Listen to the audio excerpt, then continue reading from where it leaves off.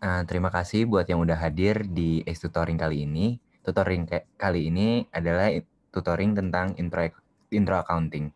Untuk Kak Ica, boleh Kak dimulai? Oke, thank you.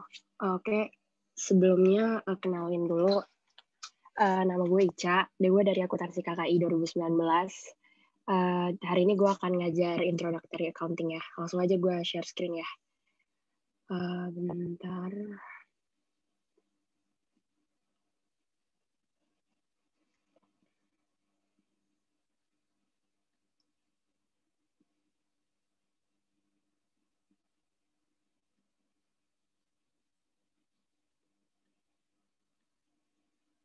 Oke.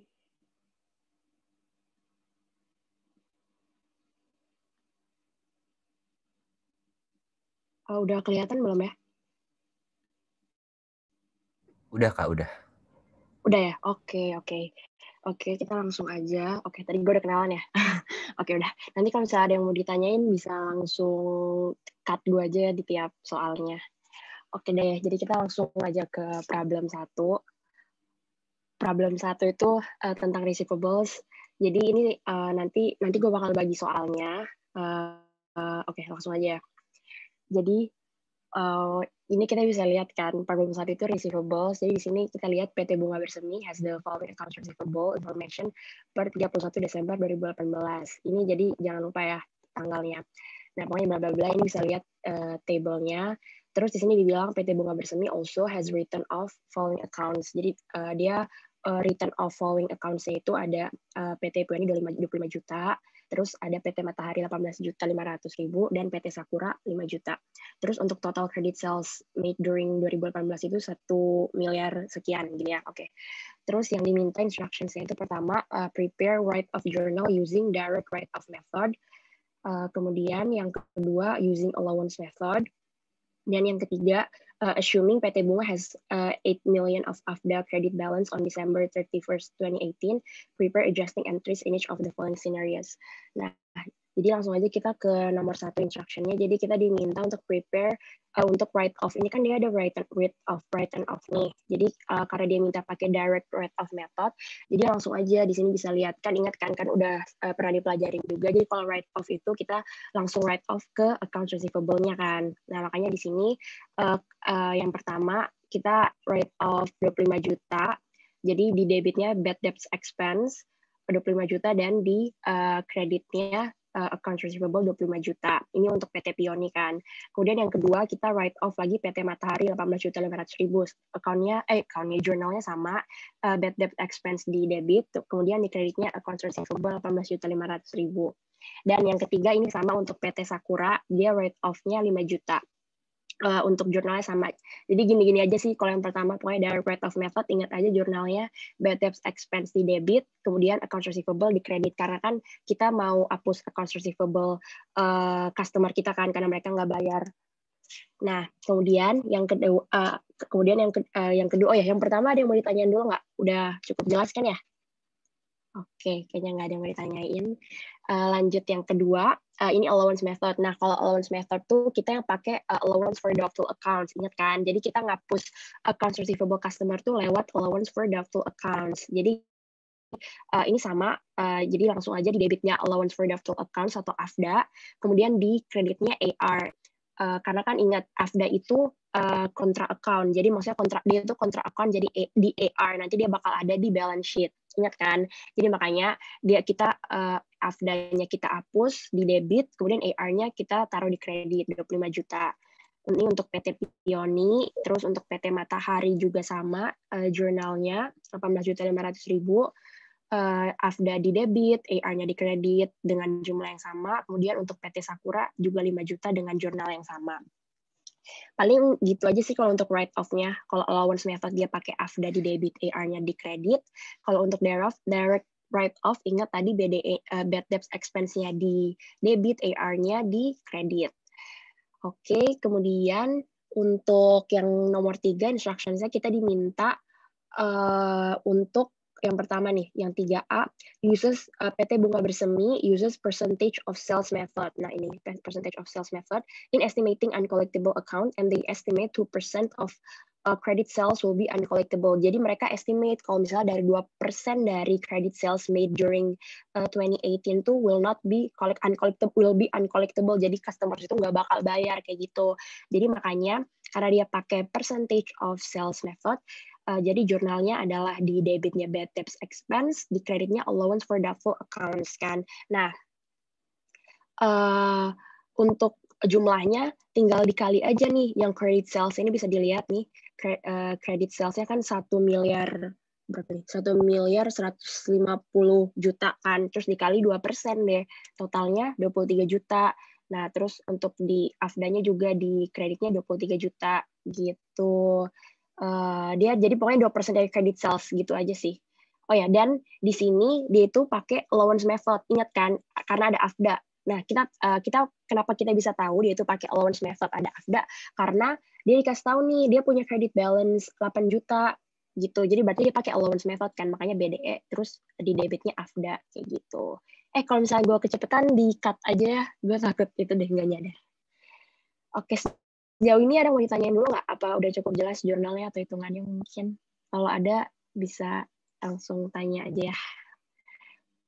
Oke, kayaknya nggak ada ya. Oke deh, oke. Ini kayaknya cukup gampang juga kok. Yang penting tahu jurnalnya sama hitungannya aja pasti bisa kok. Ini receivable sih, yakin deh.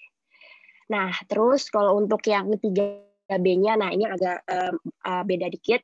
Jadi dia bilang nih, PT Bunga Bersemi uses receivable method in estimating uncollectible account.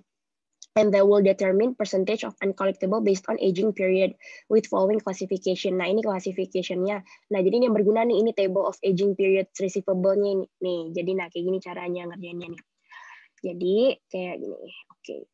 Kita lihat nih, pertama nih, Mawar dulu kan. Ini kita buat dulu nih customer table-nya. Terus ada Mawar, Melati, Kamboja, sampai Lili nih customer-nya. Terus, ini kan ada due date-nya. Ini maksudnya due date untuk mereka harus bayar receivable-nya, accounts receivable-nya nih. Nah, kita lihat pertama nih Mawar. Mawar tuh kan 15 Juni 2018 due date-nya. Nah, sedangkan sekarang kan kita kan mau buat estimation untuk per 31 Desember 2018 kan, berarti di akhir tahun kan namanya kita estimating. Nah, jadi berarti kita lihat nih due date-nya 15 Juni 2018 kan. Terus sekarang 31 Desember 2018. Berarti 15 Juni ke 31 Desember tuh udah berapa hari tuh? Juni ke 31 Desember, Juli, Agustus, September, Oktober, November, Desember. Itu udah 6 bulan kan ini.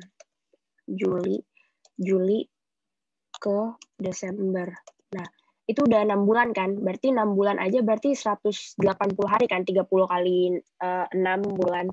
Berarti 180 hari. Itu berarti udah lebih dari 120 hari kan. Berarti masuknya dia di age class di sini. Berarti more than 120 days past due kayak gitu. Berarti kita masukin si Mawar ini untuk balance itu di 120 hari karena dia udah lewat dari due date-nya selama lebih dari 120 hari kan, kayak gitu. Nah, terus untuk Melati juga sama. Melati 16 November nih, 16 November sampai 31 Desember. Berapa tuh? Berarti sebulan kan, 30 hari. Terus berarti lebih 30 hari 16 ke 31 berapa tuh? 15 ya. Berarti 55 hari. 55 days. Berarti dia tuh pokoknya masuknya di sini kan, di sini nih. 31 until 60 days past due. Nah, berarti dia masuknya di tabel di sini kayak gitu. Nah, terus sama nih sama kayak Kamboja. Jadi kayak semua customer tuh dihitung kira-kira dia masuk di age class yang mana nih, nanti kita bisa hitung percentage uncollectible-nya berapa kayak gitu. Nah, Kamboja juga sama. Kamboja berarti 27 Desember 2018 kan. Kalau 27 Desember berarti sampai 31 tuh berarti cuma 4 hari kan, 4 days only. Berarti kalau 4 days masuknya di 1 until 30 days past due. Nah, di sini nih kan makanya 14.500.000. Terus kalau untuk sepatu juga sama kan dia 3 Oktober until 31 Desember 2018. Berarti berapa tuh Oktober, November, Desember. Berarti dia masuk di 61 sampai 90 hari gitu. Terus tulip juga sama, berarti kalau 9 Desember, nah ini tulip 9 Desember 2017, berarti udah pasti dia lebih dari 120 hari kan, makanya dia masuknya di 120 hari karena udah setahun lebih itu kan. Nah, terus untuk anggrek juga sama, 7 Januari, berarti 7 Januari 2019. Kan kita ngitungnya tadi 31 Desember 2018 kan, gue bilang, karena kan kita estimating untuk 31 Desember 2018. Karena dia due date 7 Januari 2019, berarti dia belum due kan, kayak gitu. Kalau Lily juga sama nih, dia 5 Februari 2019 kan. Nah, kan itu 2019. Kita tadi gue barusan bilang, kita ngitungnya 31 Desember 2018 kan. Jadinya berarti belum due juga kayak gitu. Nah, terus udah habis kita masukin ke tabel-tabel ini, tinggal dihitung aja deh. Jadi hitungnya dari not yet due kan, di total ini ada total nih, total kan. Kita total kita single sum semua nih, sum. Terus untuk age class 1 sampai 30 hari, terus age class 31 sampai 60 hari, terus 61 sampai 90 hari, sama nih seterusnya. Udah dapat kan nih totalnya. Nah, jadi uncollectible amount-nya itu tinggal kita kali aja nih 209.000. Nah, lihat nih. Jadi nih, gue ulang ya. Jadi ini tinggal dikali sama ini deh. Nah, udah dapatnya segini berarti jumlah yang estimation kita yang kira-kira yang nggak bakal mereka bayar tuh segini 209.000 untuk age kelas 1 sampai 30 hari juga kayak gini. Nah, udah deh berarti tinggal kita sum aja. Sum-nya di sini berarti jumlah uncollectible amount-nya semuanya adalah 24.989. Nah, jadi tapi jangan terkecoh, jangan langsung di jurnalnya se-amount segini ya, karena kan udah dikasih tahu nih di soal 8 juta of, jadi they have 8 juta of AFDA credit balance. Berarti sebelumnya tuh mereka tuh udah punya balance 8 juta kayak gitu di kredit kan. Sambil gue buat ya. Ya gini. Udah punya nih 8 juta di kredit kan. Nah, tapi hasil akhirnya itu harus segini, harus 24 juta. Awalnya mereka udah punya 8 juta. Berarti yang tinggal di jurnal tuh sisa segini aja. Nah, sisa segini 16 juta 989 kayak gitu. Jadi makanya yang kita jurnal tuh segini. Jadi kayak jurnal receivable method biasa, debit expense di debit dan AFDA di kredit, karena kan kita estimating kan kira-kira yang nggak bakal dibayar sama customer tuh berapa kayak gitu. Jadi 16.989. Kira-kira ada yang mau ditanyain nggak? Yang 3B mungkin yang masukin angkanya atau kenapa 16.989 ya? Itu 24 juta dari total dari semua dunya berarti ya? Bener banget, iya. Jadi yang ini total semua yang uncollectible berapa kayak gitu. Yang ya uncollectible amount yang dari semua age class kayak gitu. Bener. Jadi makanya ini kita sum semua kan dari semua age class, dari not yet due 1 sampai 30 hari, segini sampai segini. Jadi makanya kayak gitu. Ini yang bakal di jurnal kayak gitu. Gila. Oke, yoi. Ada yang mau ditanyain lagi nggak? Kak, itu AFDA akunnya debit atau kredit? AFDA tuh di kredit. Dia itu kontra account-nya AR. Kalau account receivable kan aset kan. Account receivable itu kan aset. Iya. Nah, nih. Kan? Jadi dia nanti kalau di balance sheet tuh bakal kayak gini nih, AFDA. Nah, jadi dia itu di kredit. Tapi di kredit benar. Dia kontra account-nya AR gitu. Jadi dia bakal ngurangin AR. Itu makanya dia di normal balance-nya di kredit ya. Oke Kak, ada lagi yang mau ada lagi nggak yang mau ditanyain? Mungkin yang dari nomor 1 jurnalnya gini aja sebenarnya receivables. Oke, nggak ada ya. Oke, kalau misalnya nggak ada yang mau ditanyain, atau nanti misalnya ada yang misalnya di akhir sesi baru ingat mau nanya apa, nanti bisa tanya gue aja ya, atau PC juga nggak apa-apa sih. Oke, kita tadi receivables udah aman. Jadi intinya receivables itu dia yang penting tahu aja jurnal kalau direct write off. Dia jurnalnya gimana, allowance method dia kayak gimana, kayak gitu. Dia bentuknya pasti kayak gini-gini doang kalau jurnalnya. Jadi kayak kalian kalau latihan bentuk soalnya kayak gini-gini aja pasti bisa nanti aja. Oke deh, mantep. Oke, kalau nggak ada untuk sementara, kita langsung lanjut aja ke problem 2 ya, yang fixed assets. Nah, fixed assets itu kayak gini ya. Oke. Jadi kita baca dulu ya soalnya bareng-bareng. Jadi CC is a raw food trading company. On December, the balance sheet is as follows. Kan bisa dilihat balance sheet-nya. Terus, the company has a policy to depreciate buildings and equipment using straight line methods. Nah, ini kan pasti udah belajar kan depreciation methods. buildings and equipment using straight lines. Terus buildings itu katanya have useful life 20 years. Equipment dia punya 10 years. Terus vehicles. Nah, kalau vehicles dia bilang dia pakai double declining balance method nih. Useful life-nya dia 5 years. Terus patents and trademarks, useful life-nya 25 tahun. Terus bakal di amortize using straight line juga. Jadi intangible assets-nya pakai straight line method ya. Terus the company lifted 100,000 tons of 520,000 tons estimated mineral reserve during the year. Terus all fixed assets, they have no residual value ya. Oke. Jadi yang diminta instructions, make the necessary journals. Oke, ini biasa ya. Kayak pokoknya disuruh buat jurnal dari following events during 2019. Jadi langsung aja. Jadi ini nih. Oke, jadi 2 Februari dulu ya, satu-satu ya kita mulai. Nah, jadi dia purchase a building at 2,500,000 in cash ya. Jadi langsung aja. Terus jadi dia 2 Februari dia purchase building, makanya building di debit. Terus cashnya kita berkurangkan cashnya, jadi cashnya di kredit. Jadi 2.500.000, 2.500.000 kan. Terus 1 April, ini bukan ini.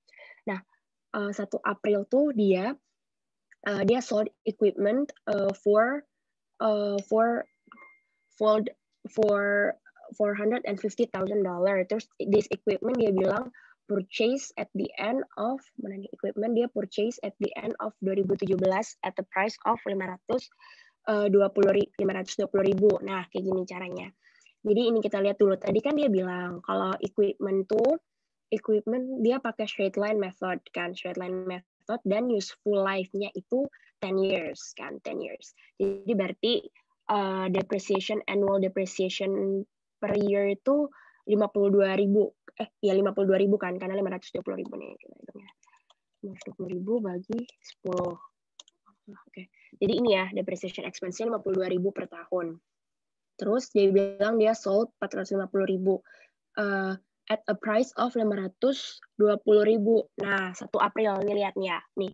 Jadi satu-satu. Jadi kita kalau mau kalau misalnya kita mau jual equipment, itu ingat kan, kita harus record dulu depreciation expense sebelum kita jual, kita harus record dulu depreciation expense sebelum kita jual pada tanggal itu. Nah, kayak gini. Jadi lihat, ini tuh kenapa? Jadi kita record dulu ya 1 April depreciation expense equipment 13.000. Kenapa 13.000? Karena kan tadi dia bilang 52.000 kan, tadi gue bilang annual depreciation expense per year-nya 52.000. Nah, berarti kalau 1 April 2018, berarti depreciation expense-nya berapa tuh? 13.000 kan? Kenapa 13.000? Kan Januari, Februari, Maret kan 3 bulan tuh berarti. Berarti kita mau record 1 April kan. Berarti udah 3 bulan. Kita harus record 3 bulan depreciation expense itu sebelum kita jual. Makanya nih, jadi ini 13.000 dari mana? Yang kita coba ya, 52.000 dikali 3/12. Nah, 13.000 kan? Jadi makanya ini untuk depreciation expense tahun itu sebelum kita jual, kayak gitu. Nah, terus berapa tuh? Berapa sih kita ada gain, ada loss atau enggak? Nah, cara taunya itu kita harus kayak gini, buat table kayak gini sih supaya lebih jelas ya. Makanya gue buatin contohnya kayak gini. Jadi 1 April 2018 kan dia jualnya. Nah, cost-nya itu kan tadi dia bilang this equipment was purchased at the end of 2017 at a price of 520.000 kan. Nah, berarti cost-nya 520.000. Terus accumulated depreciation expense-nya berapa? Itu kan kita tadi dia bilang dia beli at the end of 2017. Berarti itulah assuming itu 31 Desember 2017 kan. Nah, berarti gimana? Aduh, gue lupa. Jadi gimana? Jadi itu nanti accumulated depreciation expense-nya untuk tadi 2018 kan dia berarti dia baru beli 31 Desember 2017. Berarti ada depreciation expense untuk 2018 52.000 karena kan annual. Terus ditambah sama depreciation expense 2019 kan? 2019. Sorry ini gue typo ya ampun. Maaf bingung sih. Nah, berarti untuk 2019 kan? Berarti 52.000 ditambah 13.000. kayak gitu. Jadi kayak gini ya, gue elaborate aja takutnya jadi bingung. Nih, Januari 2018 sampai 31 Desember 2018. Sorry. Nah, ini 18 nih.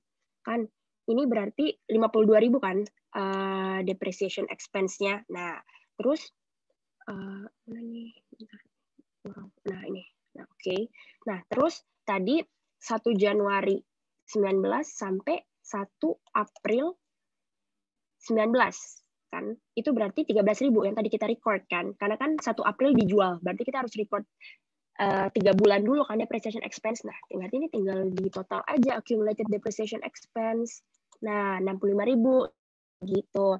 Nah, berarti as of 1 April 2019, carrying amount si equipment itu adalah 455.000 kan, cost-nya dikurangin accumulated depreciation kan. Jadi carrying amount-nya 455.000. Terus dia bilang dia itu jualnya 450.000, berarti dia selling price itu 450.000 kan. Nah, berarti jadi kayak gini, book value kita 455.000, tapi kita jual 450.000. Berarti itu apa? Artinya kita dapat loss kan? Karena yang kita catat di buku tuh lebih tinggi daripada yang kita jual, otomatis kita ada loss kayak gitu. Loss-nya 5.000. Nah, tinggal di jurnal aja deh. Jadi kita jurnal dulu tadi depreciation expense-nya 13.000 dan accumulated depre-nya. Terus pas kita jual, ini kita dapat cash kan 450.000 karena tadi kita jual equipment-nya 450.000. Terus accumulated depre-nya juga kita hapuskan. Makanya ada di debit karena kan kita jual equipment kita kan, otomatis harus kita hapus accumulated depreciation equipment-nya, totalnya 65.000. Terus equipment di debit. Nah, equipment itu harus dikredit karena kan kita tadi jual kan, otomatis equipment kita udah nggak ada lagi kan di buku kita, makanya dikredit. Jadi 520.000 itu cost-nya ya, jangan lupa itu cost yang pas dari awal kita beli tadi. Nah, berarti loss-nya itu berapa? Tadi kita udah hitung loss-nya 5.000. Udah deh, loss-nya 5.000. Makanya 5.000 nih. Kalau kita hitung nih, lihat ini sama kan 520.000 totalnya. Kayak gitu. Jadi pokoknya kalau misalnya bingung, ini jangan lupa buat tabelnya kayak gini aja supaya jadi kelihatan jelas gitu, kayak nilai buku gue 455.000 tapi gue jual cuma 450.000. Berarti gue ada loss 5.000. Tinggal jadi jurnalnya itu gampang kayak gitu, langsung masukin aja. Nah, terus 30 Juni dia jualan 1.200.000. Terus dia bilang 4 years ago the land was bought for 550.000. Nah, ini tinggal langsung aja. Nah, ingat kan, pernah diajarin kan kalau misalnya land tuh kan nggak ada depreciation kan. Jadi makanya dia langsung nggak perlu dihitung-hitung kayak gini lagi. Kayak gitu dia nggak ada penurunan nilai kayak gitu dari land tersebut. Jadi karena dia tadi jual dengan harga $1.200.000, jadi kita dapat cash-nya segitu kan, 1.200.000. Terus land-nya di kredit karena tadi kita jual land-nya, jadi kita udah nggak punya land lagi kan, jadi 550.000 dengan cost yang pas dia beli 4 tahun lalu. Dan berarti kita ada gain dong, karena kan kita land-nya kita beli 550.000 4 tahun lalu. Terus sekarang kita jual 1.200.000, berarti kita ada gain kan. Nah, makanya gain-nya di kredit nih 650.000 gitu. Terus untuk sebelumnya ada yang bertanyain dulu nggak sampai 30 Juni? Takutnya nanti itu. Oke, belum ada ya. Oke, kita lanjut nih 1 Juli. 1 Juli ini won a case in court over a patent. The expenditure for the case 3 juta. Nah ini jadi kayak gini.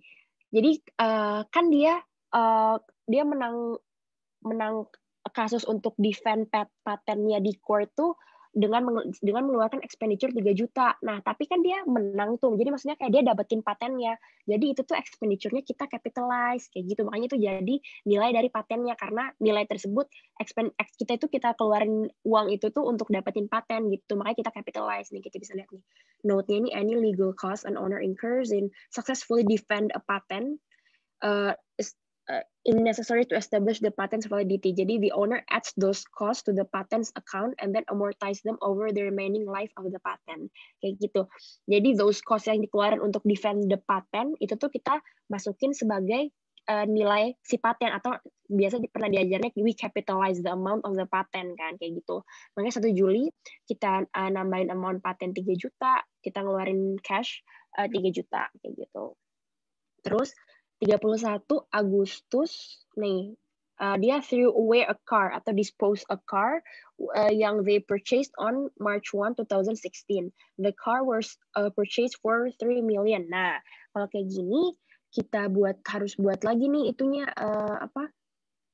buat lagi tabelnya kayak tadi. Nah, kita lihat dulu vehicles, car kan vehicles ya.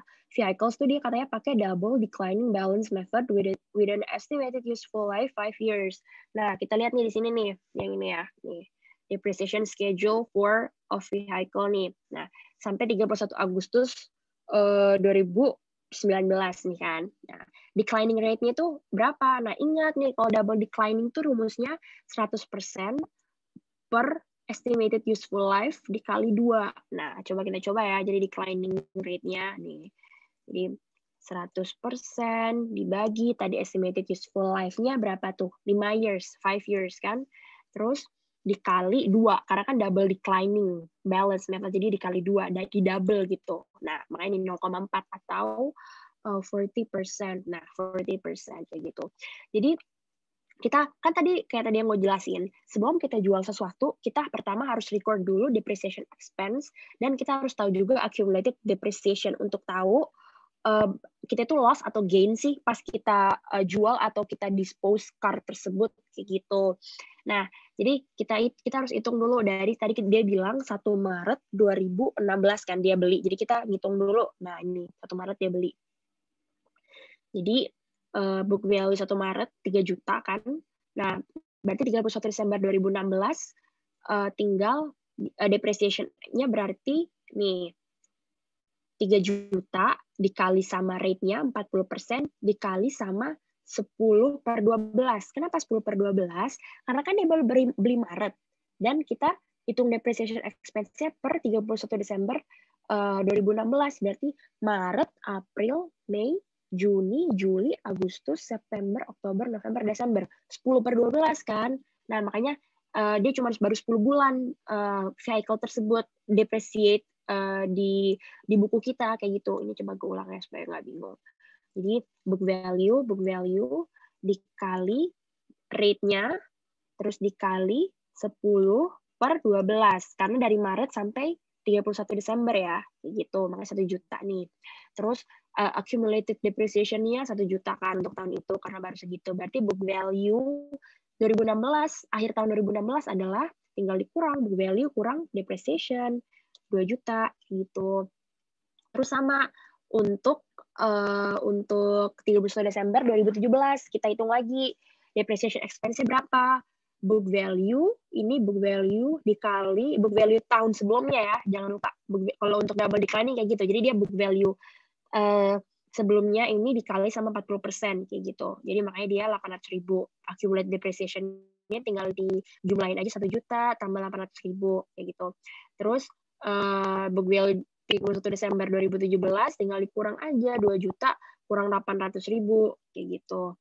Terus udah seterusnya sampai ini 31 Agustus 2019.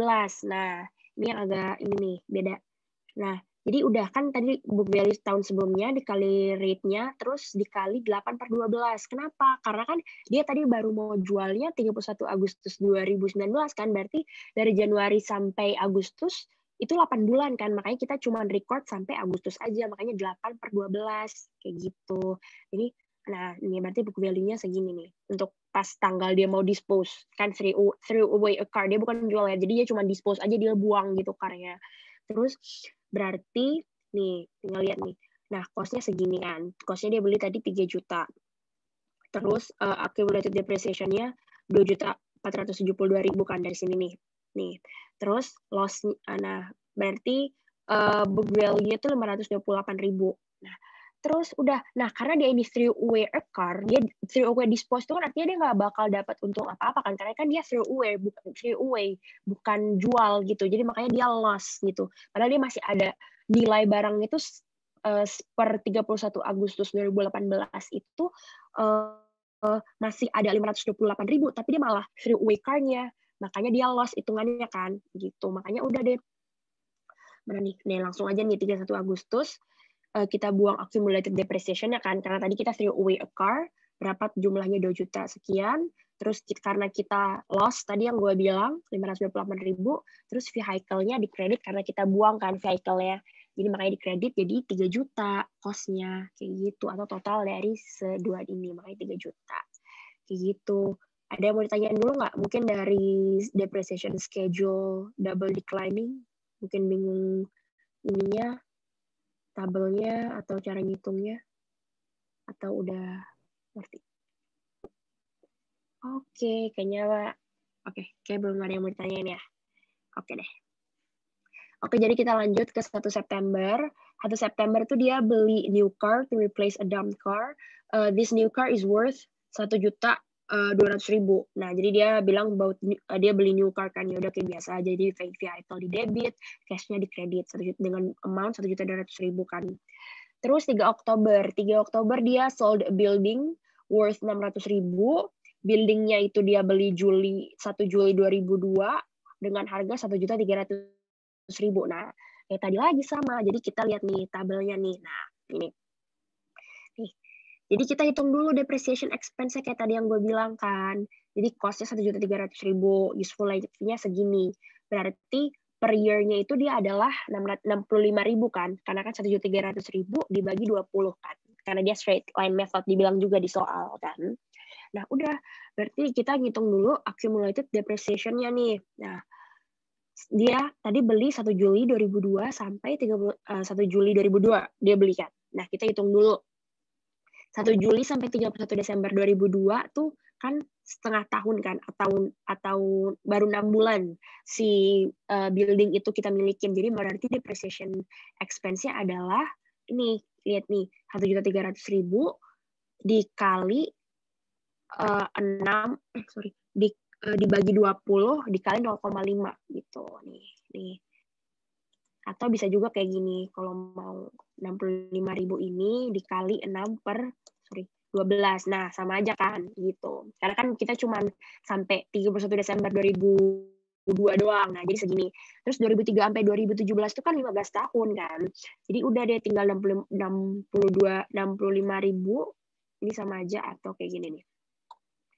65.000 dikali 15 kan 15 tahun. Nah, segini. Terus untuk 2018 ini typo deh. Oh, ini harusnya 2019 ya ampun. Nah, untuk 2018 dia 1 Januari sampai 3 Oktober kan. Berarti dia cuman berapa tuh? Januari, Februari, Maret, April, Mei, Juni, Juli, Agustus, September. Cuman 9 bulan kan, 9 bulan. Berarti segini.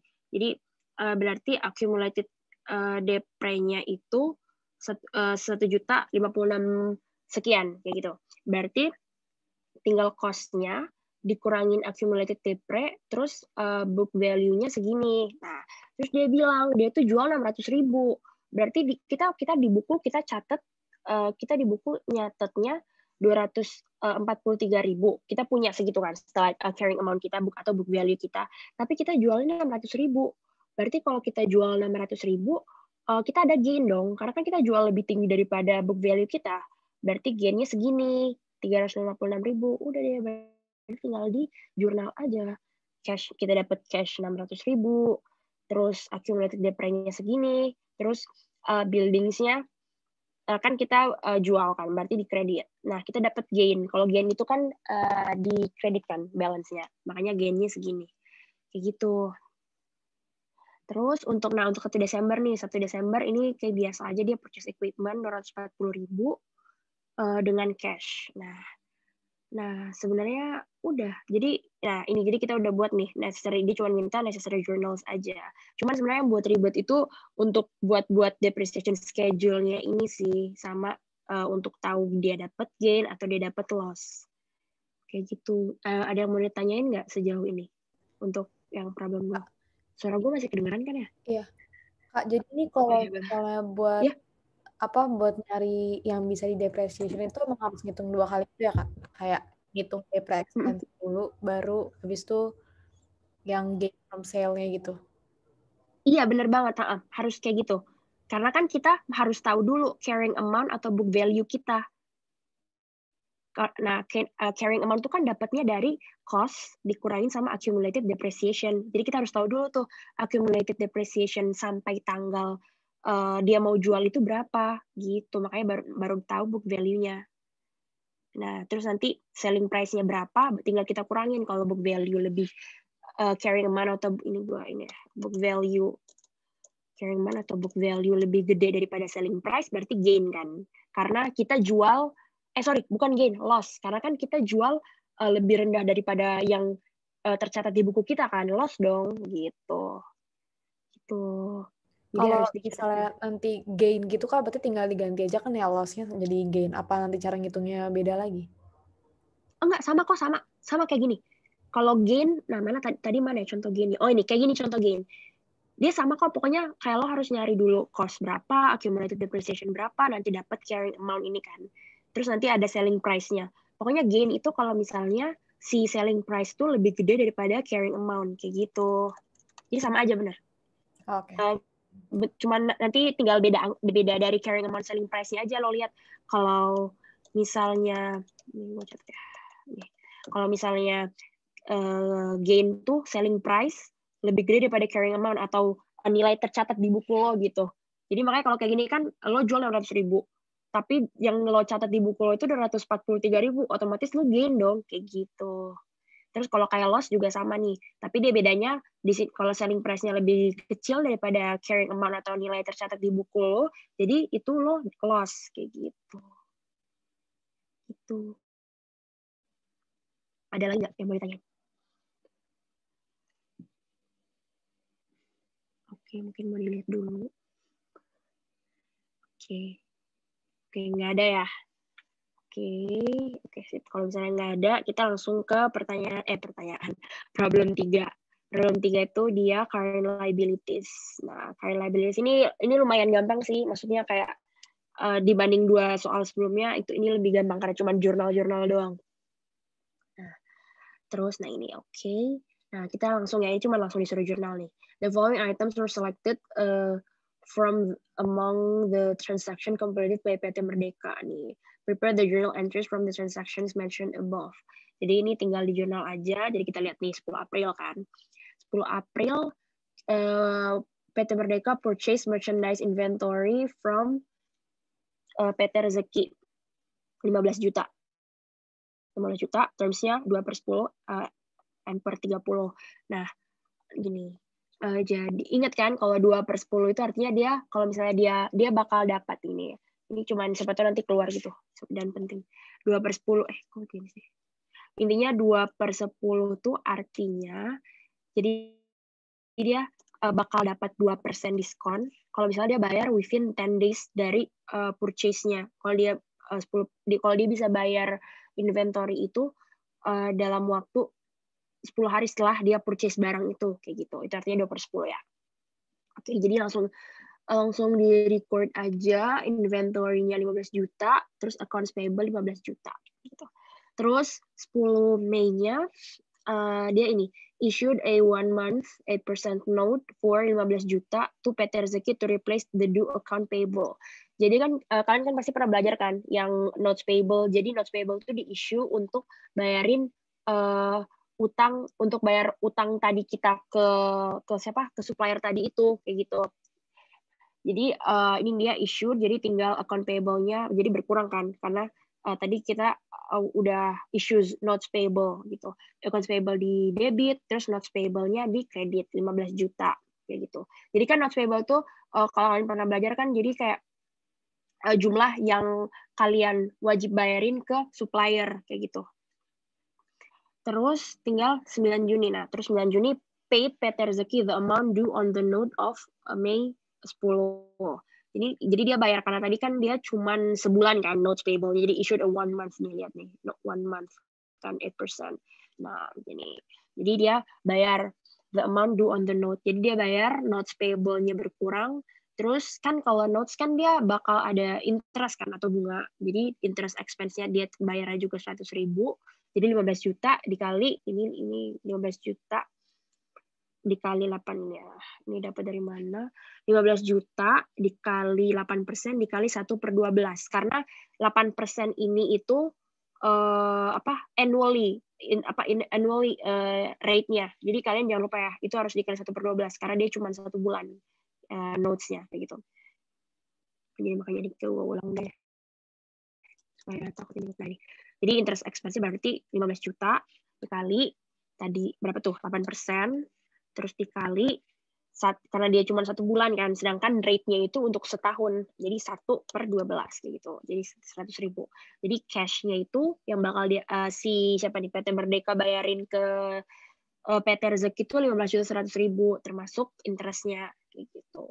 Terus 12 Juni itu dia borrow 12 juta from bank BCD issuing a 2-month note with the bank discounted for 24%. Ini interest rate-nya kan. Jadi langsung aja. Nah, jadi dia minjem duit kan. Jadi dia dapat cash dong 12 juta. Tapi dia punya utang notes payable tadi 12 juta. Nah, terus 11 Agustus dia bayar. Nah, itu kan 11 Agustus itu kan 2 bulan tadi kan yang pas setelah dia minjem. Nah, makanya langsung dia notes payable-nya berkurang, makanya di debit 12 juta. Dan karena dia tadi minjem ke bank dan ada interest kan pastinya, makanya ada interest expense di debit. Ini tuh berapa? Nah, ini sama kayak tadi. Karena dia cuma 2 bulan dan rate-nya itu kalau biasa orang minjem ke bank itu ini tuh rate untuk setahun, berarti tinggal aja 12 juta dikali karena dia 2 bulan, 2/12 dikali berapa tuh? 24% kayak gitu. Nah, makanya 480.000. Berarti total cash yang dia bayarin 12.480.000. Terus untuk 27 Desember juga, nah ini, kalau ini paid the salary and withheld the tax of Mr. Razak, a finance staff of PT Merdeka. Jadi dia monthly salary-nya itu 5 juta dan ada income tax 15%.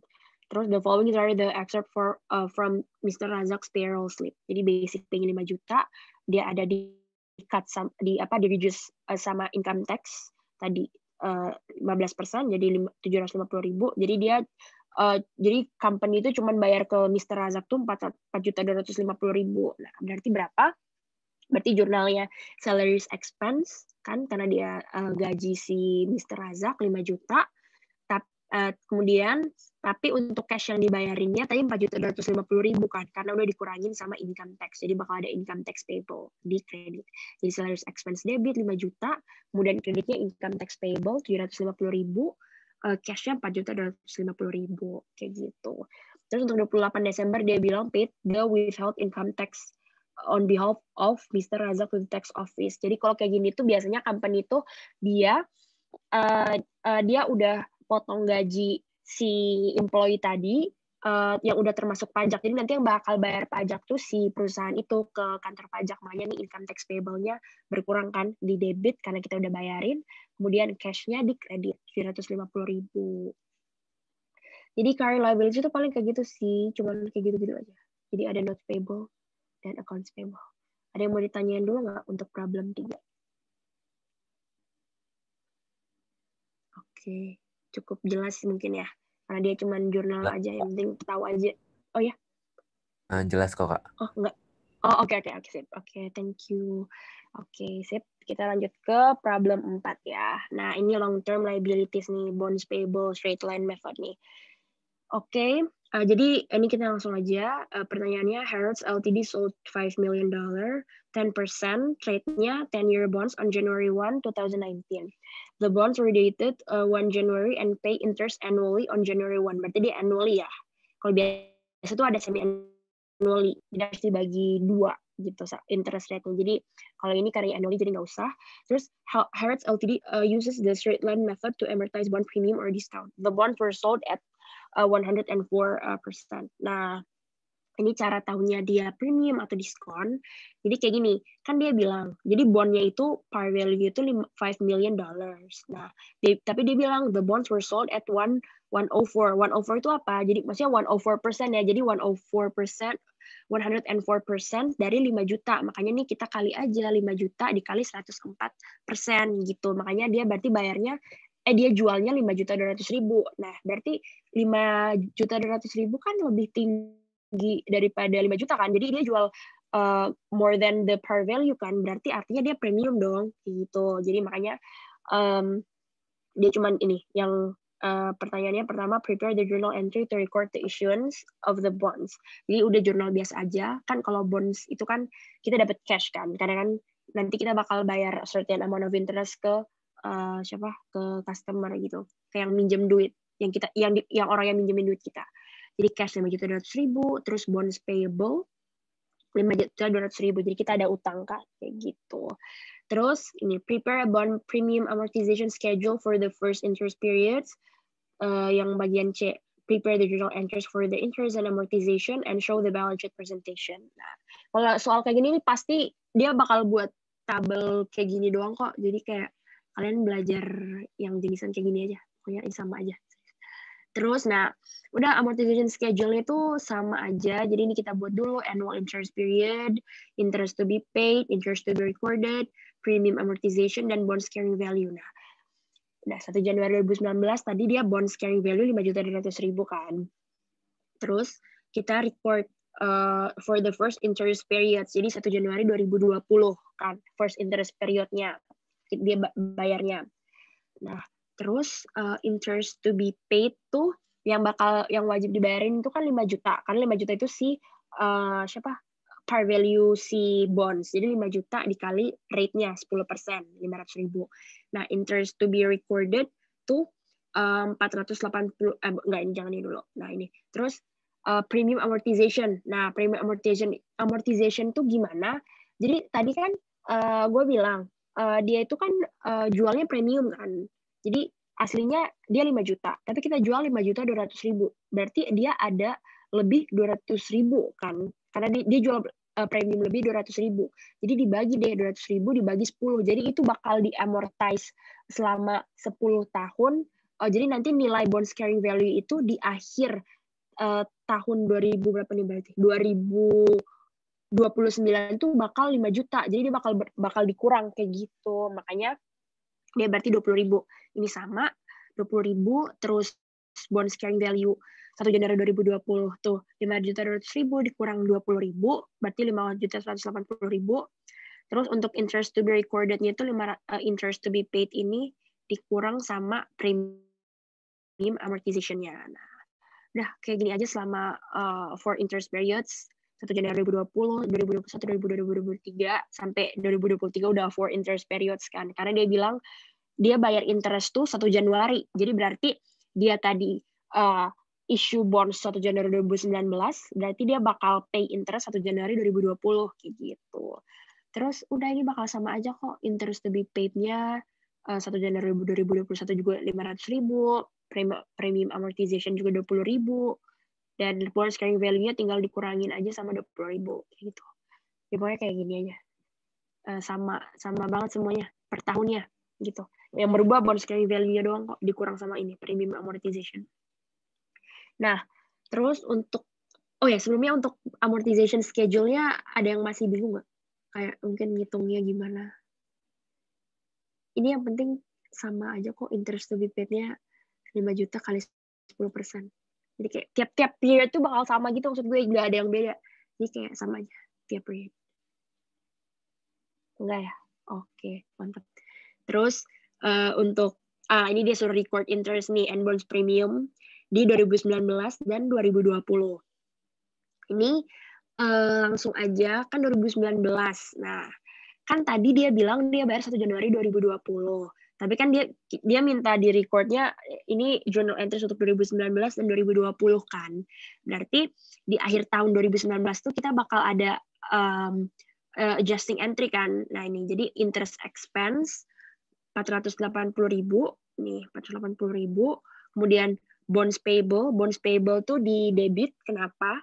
Karena tadi gue bilang bonds payable-nya kita ini dulu 5.200.000 kita bakal ngurangin terus sampai dia 5 juta. Makanya tiap period kita bakal ngurangin dia gitu. Dengan 20.000 ini dengan premium amortization. Jadi makanya bonds payable di debit 20.000. Terus untuk kreditnya interest payable 500.000 gitu. Ini untuk mencatat beban bunga selama 2019 yang perlu di-adjust. Jadi udah, terus untuk 2020 kan tadi dia bilang kan 1 Januari nih, dia bayar interest annually 1 Januari kan. Jadi berarti 1 Januari 2020 dia bakal bayar interest berapa? 500.000 gitu. Jadi interest payable di debit kan, karena tadi kita ada accrued, kita udah accrued di 2019 dan kita bayarnya baru 2020, berarti interest payable di debit berkurang utang kita 500.000 dan cashnya kita berkurang karena kita bayar interest tadi 500.000 kayak gitu. Terus 31 Desember 2020 juga sama kayak tadi, jadi interest expense 480.000, bonds payable 20.000, interest payable 500.000 kayak gitu. Jadi kayak sebenarnya yang penting jangan salah di sini dan jangan salah untuk dan teliti aja kayak ini kira-kira premium atau diskon, karena kalau misalnya salah dari awal nanti bond amortization schedule-nya itu beda gitu. Terus untuk balance sheet-nya ini sama aja, jadi dia cuma bilang untuk bond liability aja, jadi nggak perlu buat semuanya sama aset, jadi liability aja. Nah, interest payable itu kan dia masuk current liabilities kan, karena dia utang kita yang untuk tahun itu 1 tahun doang, bukan sampai bertahun-tahun, bukan lebih dari setahun. Jadi untuk 2020 ini ada 500.000 tadi kan interest payable. Terus untuk non current liabilities kita bonds payable itu segini. Nah, ini cara tahu bonds payable pakai nilai yang mana kan ini. Nih, kita pakai yang bonds payable 5 juta yang si 1 Januari 2021 kayak gitu, yang ini ya. Nah, kenapa? Ini gue warnain ya supaya lebih warna ini. Pakai yang ini ya, bonus payable yang jadi pas kita nyatet 31 Desember 2020 kita lihat bonus payable di 1 Januari 2021. Kenapa? Karena kan ingat kan kalau misalnya jadi balance untuk awal tahun 1 Januari 2021 itu kan sama aja sama balance 31 Desember 2020 karena kan nanti kita bakal carried balance ini kan ke tahun depan kan, jadi makanya dia sama aja, jadi kita pakai yang 1 Januari 2021 untuk bonds payable-nya kayak gitu, jadi jangan keliru ya, jadi pokoknya kayak gitu. Jadi pakai yang tahun selanjutnya, pakai yang 1 Januari 2021. Udah deh, makanya 5.160.000 untuk bonds payable di SOFP kita di 2020, di 31 Desember 2020. Sejauh ini ada yang mau ditanyain dulu nggak untuk long-term liabilities untuk bonds payable-nya? Belum ya? Oke. Kayak udah pada bisa kan ya untuk yang buat tabelnya? Bisa lah, gue yakin. Tinggal dikurangin dari carrying value-nya aja. Kenapa? Ada yang mau ngomong nggak? Oh, gue kira ada. Oke. Oke deh. Jadi kalau nggak ada, kita lanjut ke cash flow ya. Nah, ini cash flow yang agak ribet nih. Tapi nggak ribet kok, biasa aja. Tapi bisa lah. Nah, ini. Jadi kita, ini indirect method ya. Indirect method nih, jangan lupa. Nah, oke. Indirect method yang agak ribet. Jadi, nih. Mailing & Co is a luxury brand corporation that mainly sells high heels and shoes for women designed by Mailing. Her accountant has worked for her since 2010. Mailing had considered expanding her business. Being that, she asked Pinky to calculate the cash balance of the company. The following are the financial statements. Jadi ini SOFP-nya, ini income statement-nya. Oke, bla bla bla. Dan ini additional information. Jadi dia pertama equipment with acquisition cost of 156.000, bla bla bla. Ini pokoknya nanti deh sekalian kita kerjain aja ya, takutnya bingung. Instruction-nya pokoknya as an accounting intern, Mailing & Co helped Pinky to prepare a statement of cash flow for 2018 using indirect method nih. Oke ya, indirect method. Oke. Oke. Nah, jadi ini udah dibuat. Ini kita itu ya. Nah, ini ya. Jadi ini dari soalnya nih untuk statement of financial position-nya ke segini. Nah, jadi ini kalau misalnya mau gampang, jadi gini. Kita lihat dulu changes increase and decrease-nya ya, supaya bisa lihat. Nah, ini accounts receivable-nya 2017-nya 232.000, 2018-nya cuma 205.000, berarti dia ada decrease kan, tinggal dikurangin aja. Segitu. Oke. Terus, nah, kita langsung aja ya, kerjanya itu dari additional information aja, supaya gampang, jangan kayak satu-satu gitu. Nah, oke, ini di sini kita langsung aja. Nah, ini lihat ya. Jadi dia bilang equipment with acquisition cost of 156.000 fully depreciated was sold for cash. Nah, jadi dia bilang, jadi dia punya equipment acquisition cost-nya 156.000, tapi udah full depreciated, terus dia jual. Nah kalau kayak gini itu jangan langsung terkecoh kayak, oh gue berarti dapat cash 156.000, nggak bisa, karena kan kita harus ngitung dulu nanti dia ada gain apa enggak gitu kan. Nah, terus jadi kayak gini cara lihatnya nih. Nah kan dia bilang acquisition cost 156.000 nih, ini kita buat tabel aja ya.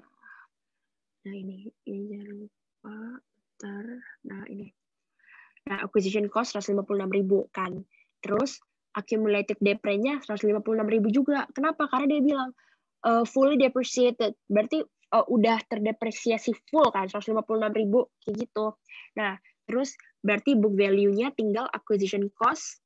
Ini acquisition cost dikurang 105 accumulated depre-nya, berarti 0 kan. Terus dia bilang nih. Nah, terus kita lihat di income statement tuh di sini ada gain on sale of equipment nih. Jadi dia ada pas dia jual equipment itu dia ada gain ternyata. Kita lihat dari income statement kan.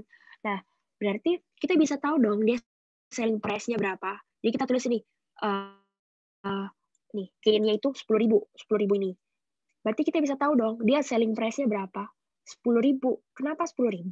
Berarti kita ya karena kan kita book values kita udah habis kan, book value-nya kita tuh udah 0 si equipment ini. Terus dia bilang kita ada gain 10.000. Berarti kita jualnya 10.000 juga dong, karena kan kita tadi udah 0. Tapi kita jual 10.000, berarti kita ada gain 10.000 kayak gitu. Jadi berarti kita bisa tahu selling price-nya berarti 10.000 kayak gitu. Ini tinggal di caranya itu book value dikurang ini jangan ini dikurang book value. Jadi kita berarti ada selling price-nya berarti 10.000.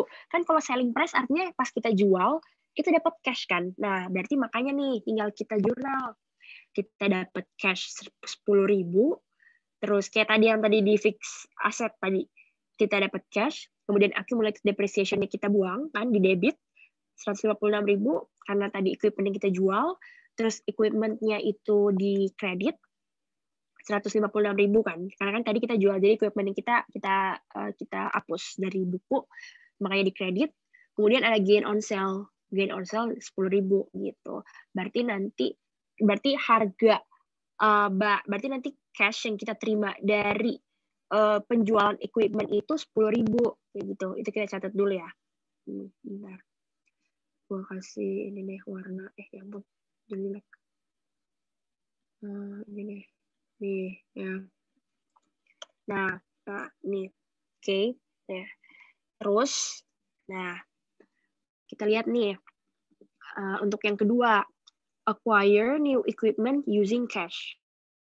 Nih, lihat ya. Jadi dia bilang kita beli equipment pakai cash, tapi berapa? Nah, kita lihat dulu.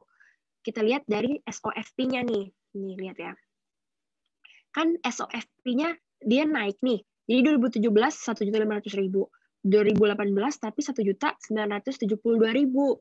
Berarti naik 472.000 kan, ada increase. Nah, tapi jangan langsung dicatat kayak berarti gue beli equipment itu 472.000. Enggak kayak gitu. Kita harus tahu dulu kan equipment itu kan bakal ada kita aja tadi sebelumnya jual equipment itu kan. Nah, jadi makanya kalau kayak gitu kita hitung dulu. Tadi beginning equipment balance-nya ini kita lihat di sini 1.500.000 kan. Nih. Nah, 1.500.000. Terus tadi sebelumnya di additional information kita ada jual equipment kan nih. Equipment was sold for cash 156.000. Nah, berarti kita berkurang dong karena selling equipment. Nah, segini nih. Terus habis itu ending balance equipment kita lihat di sini. Mana nih? Ini. Ending balance equipment itu 1.972.000 gitu. Ending balance. Nah, segini ending equipment nih, ending equipment di tahun 2018 tuh segini. Nah, berarti kita bisa tahu dong kita purchase equipment itu berapa. Nah, cara itu kayak gimana? Kayak gini ya, pelan-pelan ya, satu-satu nih, supaya dapat itunya. Jadi tadi pertama, beginning balance equipment di tahun 2017, 1.500.000. Terus kita jual tadi 156.000 kan, berarti berkurang dong equipment kita. Nah, totalnya itu segini. habis kita jual. Nih ya, coba ulang ya. Ini segini, 700.000 kita kurang sama 156.000. Kan segini nih. Terus, tapi di akhir tahun, di 2018, kita balance-nya itu 1.972.000. Berarti kita ada beli equipment kan berarti. Nah, berarti tinggal dikurangin aja. Kuranginnya gimana? Tinggal yang di akhir tahun 2018 dikurang sama inde. Nah, segini. Jadi makanya dia 628.000. Berarti tadi kita beli equipment tuh seharga dengan cash 628.000. Makanya equipment di debit 628.000, cashnya di kredit. Berarti equipment yang cash kita keluarin itu 628.000 gitu.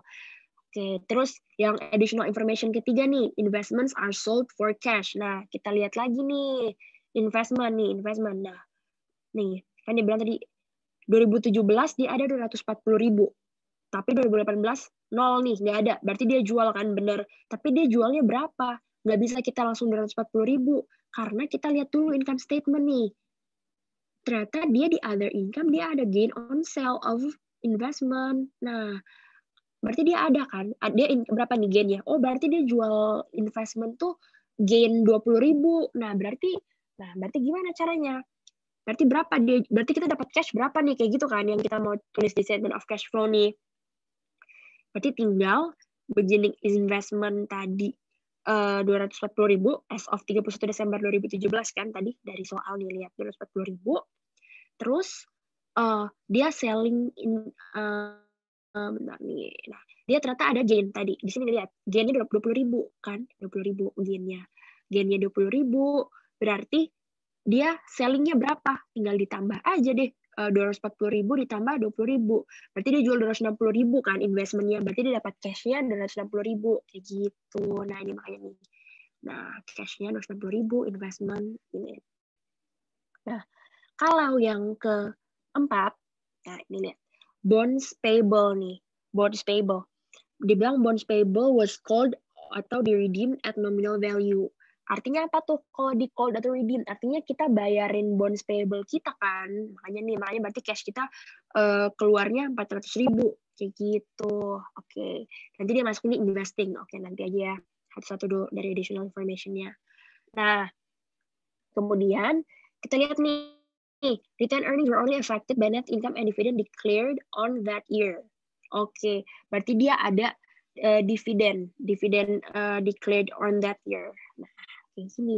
Berarti kita lihat tuh ada dividen payable nggak? Oh, ada dividen payable nih, 12.000 nih. Nah, jadi kita harus tahu kan berarti kita dividen yang kita bayarin tahun itu tuh berapa sih? Kan kalau bayarin dividen berarti kita bayarinnya cash kan. Sedangkan kan ingat kan kalau statement of cash flow kan artinya kita ngitung berapa sih cash yang out yang kita keluarin tahun itu dan cash yang kita dapetin tahun itu berapa kayak gitu. Nah, caranya tuh gimana?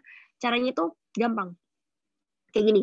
Ini pokoknya kalau misalnya kalian nanti ujian, ini kalian pakai tabel gini aja how to calculate dividend paid. Ini pokoknya gampang banget, kayak lebih jelasnya tinggal masukin aja. Gimana gini.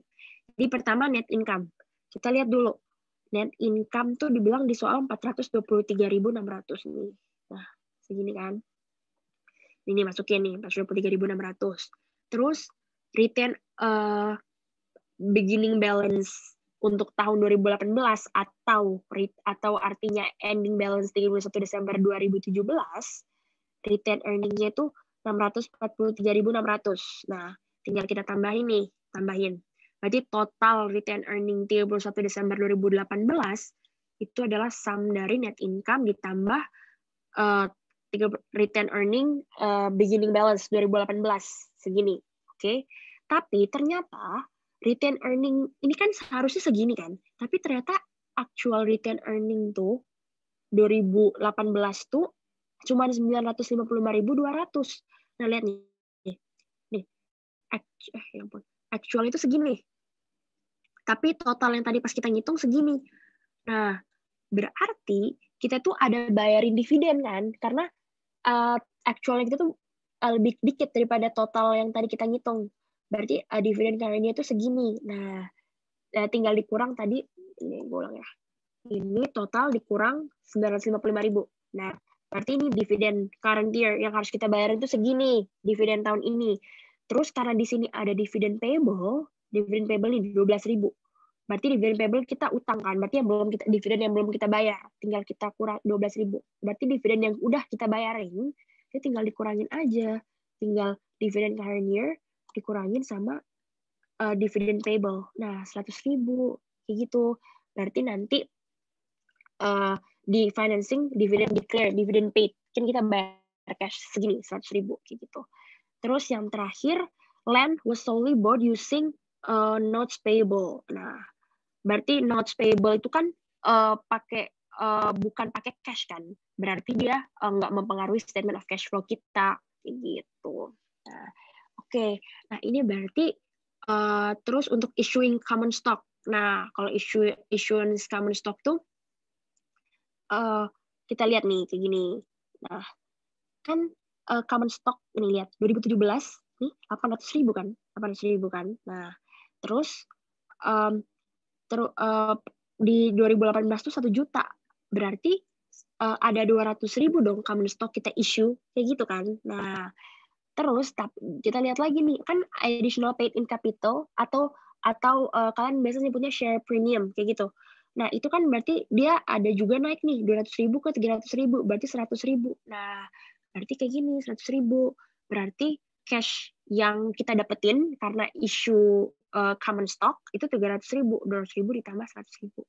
Nah, udah karena tadi kita semua additional information-nya itu udah kita hitung, kita cari, tinggal dibuat aja deh statement of cash flow-nya. Nah, gimana? Kalau indirect method itu kan kalian ingat kan yang di-adjust sama yang ada operating activities-nya, yang terus di-adjust sama non-cash non-cash operating gitu. Terus yang ini investing dan ini financing. Nah, kalau untuk operating ini kan net income dulu kan. Jadi kita tambah, jadi kita kurangin yang non-cash gitu. Karena kan kita mau nyari yang benar-benar pure cash yang kita dapetin tahun itu kan, cash outflow dan cash inflow kita. Terus udah, jadi berarti net income 423.600. Terus nah ini terus kan AR, kita lihat AR di sini kan AR tuh mana kita lihat nih 232.000 2017, 2018 tuh 205.000 kan. Nah, berarti berkurang kan. Kalau decrease in AR kan kalian pernah belajar kan, kalau decrease in AR tuh artinya berarti kita dapat cash dong, karena customer kita bayarin utang mereka ke kita kan, berarti kita dapat cash. Nah, dapat cash itu segini 26.800 dikurang nih. Terus increase in inventory. Nah, 2017 segini, 2018 increase, berarti ada increase. Nah, kalau increase inventory berarti kita ngeluarin cash kan. Kalau kita ngeluarin cash artinya cash kita berkurang. Makanya nih cash kita berkurang nih, negatif kan. Terus untuk prepaid juga kita lihat satu-satu. Kalau prepaid awalnya 30.000 jadi 20.000, berarti berkurang 10.000 kan. Nah, kalau berkurang artinya seperti kita dapat cash 10.000 kalau prepaid operating expense kan. Berarti dia 10.000. Kan kalian pernah belajar kan yang kalau decrease in AR gimana, increase in inventory gimana gitu. Terus kalau untuk investment tadi kita udah hitung, investment itu dia masukin di financing kan. Land tadi juga udah, equipment. Nah, ini terus lanjut di accounts payable. Nah, accounts payable itu kan dia awalnya 170.000 nih. Terus increase jadi 246.000. Berarti kalau increase accounts payable itu artinya aduh ya ampun. Begini sih. Nah, increase in accounts payable itu artinya kita ngutang kan ke orang. Dan berarti kita nggak ngeluarin cash, makanya ini bertambah gitu. Terus untuk wages payable juga sama. Ini dia 40.000 jadi 50.000, berarti dia 10.000 kan. Kalau 10.000 dia karena dia increase berarti kita nambah cash. Karena kan kita nggak ngeluarin cash kan gitu. Kita utang kita nambah. Jadi kita nggak ngeluarin cash. Kita belum bayar utang kita kayak gitu maksudnya. Terus kalau depreciation expense, kita lihat nih depreciation expense tuh di sini nih 98.800 nih. Kan ingat, kalau di statement of cash flow ini kan yang di operating ini kita mau nambahin atau ngurangin semua activities yang nggak berhubungan sama cash. Kan kalau depreciation itu kan dia bukan cash outflow kan, dia itu cuma kayak expense atau beban yang kita yang apa ya kalau nyebutnya, pokoknya yang dia itu bukan cash gitu, dia itu cuma emang dikurangin tiap tahun untuk PPE kita, untuk equipment kita kayak gitu, makanya kita tambahin ke net income karena dia itu non cash transaction kayak gitu, makanya depreciation expense kita tambahin kan karena dia non cash transaction. Terus nah untuk gain juga nih, kan kita tadi ada gain kan nih, gain on sale investment dan gain on sale of equipment. Itu kita kurangin. Kenapa? Karena gain di sini kan kita bukan benar-benar dapat gain dalam bentuk cash kan, karena jadi kita kurangin dari net income kita kayak gitu, makanya dikurangi 20.000, terus gain juga kita kurangin 10.000 kayak gitu. Nah udah deh, berarti tinggal kita kurangin net cash. Nah cash segini. Terus kalau investing kan kalian udah pernah belajar kan yang bedanya operating activities dan investing dan financing. Kalau investing itu kan yang untuk berdampak jangka panjang ke company kan, makanya dia kayak berhubungan sama equipment dan investment.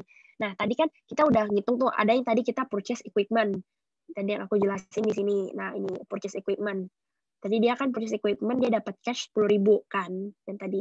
Nah jadi purchase equipment dia dapat bukan purchase, selling equipment 10.000 nih, 10.000. Terus tadi dia purchase equipment yang ini, acquire new equipment nih, purchase equipment dia 628.000. Berarti kalau purchase cash kita berkurang kan, makanya negatif. Terus kalau untuk investment tadi kita juga sell, berarti kita dapat cash 260.000. Makanya nih selling investment 260.000. Berarti net cash used by investing activities kita segini. Kemudian untuk selanjutnya financing itu kan juga udah pada tahu kan, yang pokoknya activities yang untuk nambahin dana ke perusahaan kita gitu, membiayai perusahaan kita. Jadi makanya dia hubungannya sama bond, sama common stock, sama dividen kan. Nah makanya tadi kita udah tahu bonds redemption, udah dikasih tahu juga di soal nih, lihat nih nomor 4 nih. Bonds payable was called or redeemed. 400.000, berarti kita cash kita berkurang kan 400.000 karena kita bayarin bonds tersebut. Terus nah ini cash from issuing common stock, tadi kita udah diskusin sama-sama juga. Tadi kita issuing common stock ini 300.000 kan, ini karena tadi 300.000 kita dapat cash dari issuance common stock. Terus untuk cash dividend paid tadi kita udah ngitung sama-sama juga, jadi dividend paid yang tahun ini yang membayar cash benar-benar 100.000 gitu. Jadi segini, makanya total untuk financing segini. Terus udah deh tinggal net increase in cash. Ini tinggal kita sum semuanya. Cash beginning of the year itu kan segini 224.000. Ini terus cash at the end of the year itu 232.000 gitu. Ini berarti tinggal ditambahin. Dan jangan lupa ya, pokoknya net increase in cash ini tuh harus sama net increase di sini 224.000. Kan kita lihat nih, cash 224.000 ke 232.000 itu kan increase 8.000 kan. Nah, di sini tuh pokoknya harus 8.000. Kalau misalnya nggak 8.000, berarti kalian ada yang salah ngitung di operating, investing, sama financing-nya. Gitu. Jadi udah. Jadi ini aja statement of cash flow-nya segini, jadi udah benar nih masukinnya. Nah, kira-kira ada yang mau ditanyain nggak untuk yang problem cash flow ini? Kamu mungkin nanya.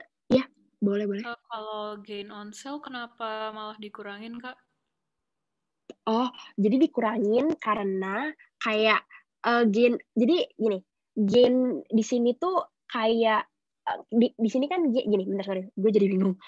Net income itu kan dia kan revenue dikurang kredit kan. Nah, gain itu kan berarti kalau kita dapat gain, otomatis kita nambahin net income kita kan. Nah, tapi di sini itu gain on sale of investment tuh kita tuh bukan benar-benar kayak dapat gain dalam bentuk cash kayak gitu. Jadi kayak cuman kayak gain bayangan gitu loh dari kita ngitung tadi. Jadi makanya dia itu harus ngurangin net income kayak gitu. Jadi di sini kita itu mau ngitung net income yang benar-benar berupa cash, yang cash kita dapat kayak gitu. Makanya gain itu dia kurang. Terus nanti kalau loss tuh kalian tambahin kayak gitu.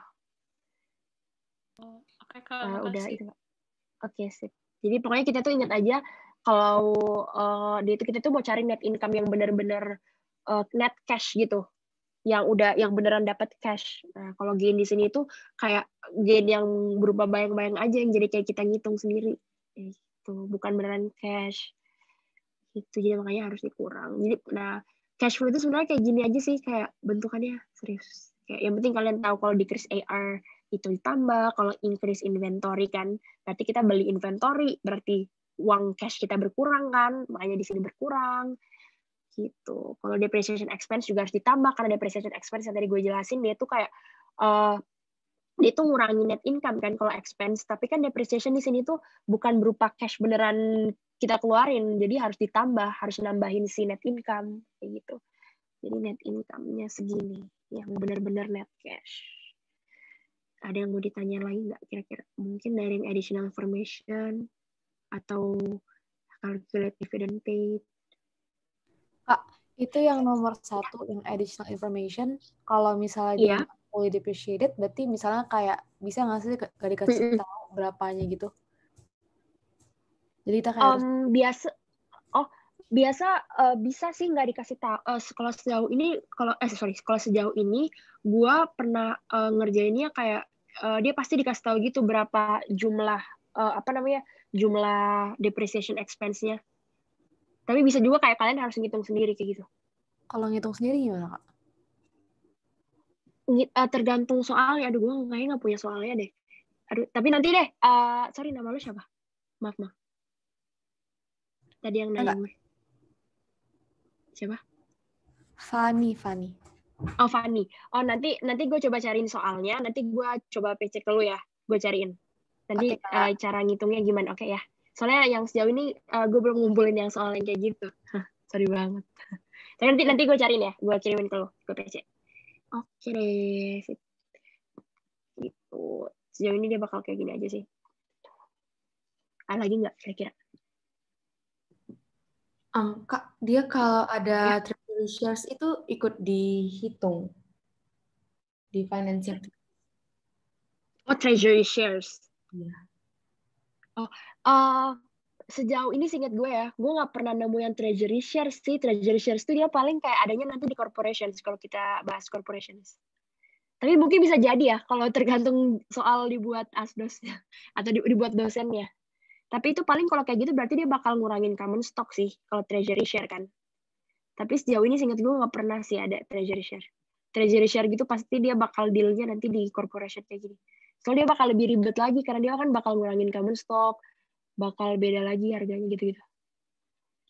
Gitu sih. Setahu gue ya. Ada lagi nggak? Ini pokoknya kalau yang ini sih yang sebenarnya agak bingung nanti yang kayak dividend declared dan paid-nya ini. Jadi ini kalian nanti kalau misalnya ada soal kayak gini aja serius kayak net income berapa, return earning 2017 berapa, totalnya berapa dikurang nanti dapat pokoknya yang ini. Ikut tabel ini aja, ini kayak udah lebih gampang gitu. Kak, kalau kayak AFDA sama bad debt expense itu masuknya ke operating atau apa? AFDA operating masuknya, operating. Paling dia AR sih. Ya, operating kok. Ya pokoknya bermasuk. Pokoknya kayak operating itu yang kayak AR yang berhubungan sama daily business operation company-nya gitu. Makanya di sini kita lihat ada AR kan, karena AR kan piutang dari customer. Kalau inventory juga yang untuk inventory dipakai untuk dijual sama perusahaan.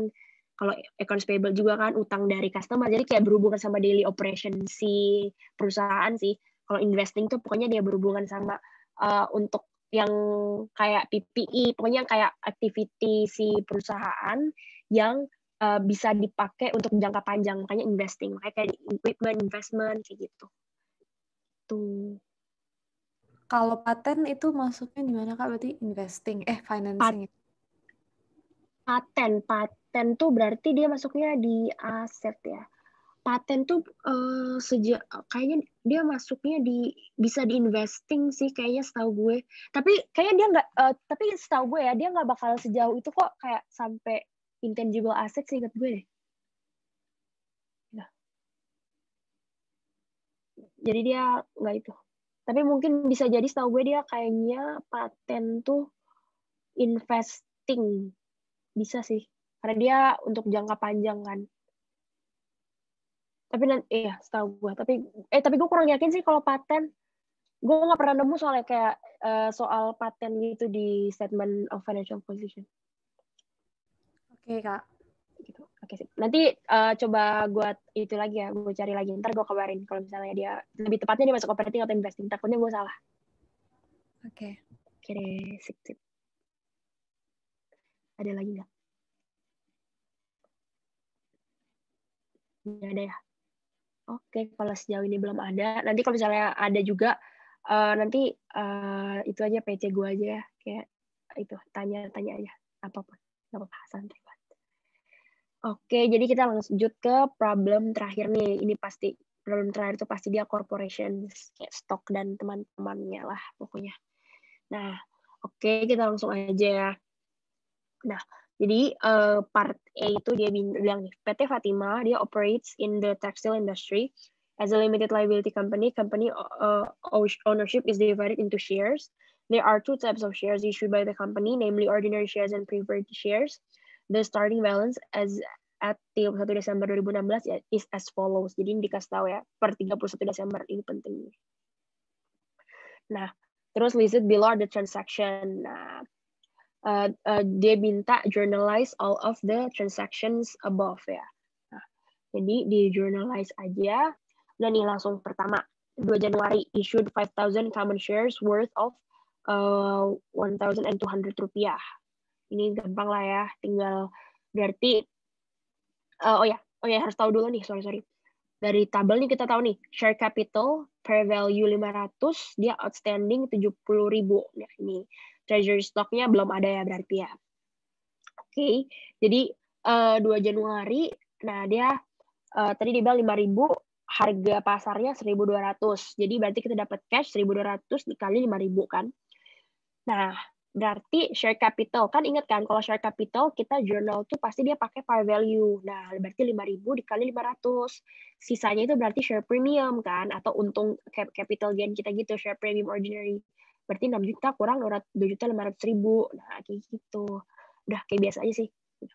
Terus 10 April nih, 10 April dia purchase a land worth 20 juta by issuing 10.000 shares of common stock. Nah, land-nya tadi 12 juta. Dia bilang, berarti kita, karena dia purchase land, berarti land di debit. Dia bilang, dia beli land itu by issuing 10,000 common shares. Nah, berarti share capital, jadi ini kita tinggal, kan dia 10.000, berarti 10.000 dikali 500. Berarti 5 juta, berarti 7 jutanya itu share premium atau ordinary kan. Kayak gitu. Ya, kayak ini kayak biasa aja sih berarti. Nah, terus 7 Juni dia bilang buyback. Nah, ini nih baru masuk treasury share nih. Buyback 1.500 shares of common stock. 1.300 harganya 1.300. Jadi dia buyback. Kalau buyback berarti dia treasury share kan. Treasury share di debit, dia ngeluarin cash di kredit. Berarti ini 1.500 dikali 1.300, oke. Terus nah ini 10 Juli dia bilang perform a stock split 4-2-4-1. Jadi maksudnya satu saham jadi 2 kan, di double. Nah, ini tuh no entry karena dia kan cuma perform stock split. Jadi stock split itu nggak bakal affect equity karena dia cuma dia doublein aja jumlahnya kayak gitu. Jadi mana nih, benar nih. Oke. Jadi nah kita lihat, kita harus yang kita doublein itu berapa semua common stock. Jadi gimana? Jadi makanya ini penting kalau misalnya kalian ngerjain kayak gini harus keep on track jumlah shares-nya berapa. Nah, dari awal dulu ya. Tadi kan kita pertama 2 Januari kita issue 5.000. Kita pertama punya 70.000 kan outstanding dari soal 70.000 nih, lihat nih. Yang udah outstanding di pasar tuh, yang ada di pasar tuh udah 70.000 kayak gitu. Nah, berarti 70.000 kita nambah tadi 2 Januari kita 5.000 kan kita issue, berarti tambah, berarti 75.000. Nah, terus tadi tanggal 10 April kita juga issue lagi 10.000. Berarti 75.000 ditambah 10.000, 85.000 kan.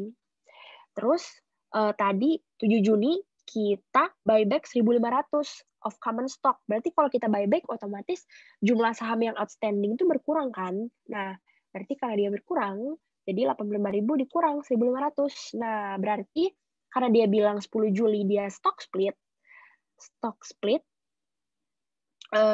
berarti nih, berarti dikali dong 83.500 dikali 2 karena kan 2 for 1 kan, artinya jadi ada satu saham dia jadi 2. Jadi makanya nih lihat nih ya, ini kita kali 2 nih. Nah, 167.000 deh after stock split jumlahnya. Nah, ini jumlah common stock nih, kita tulis ya, outstanding common stock after stock split. Nah, ini outstanding common stock after stock split kan 167.000. Terus kalau untuk treasury shares-nya jadi 3.000 dong, karena kan tadi kita beli 1.500. Kita beli buyback 1.500 shares kan. Berarti after stock split jadi 3.000 gitu. Terus kok ada kayak gitu ya?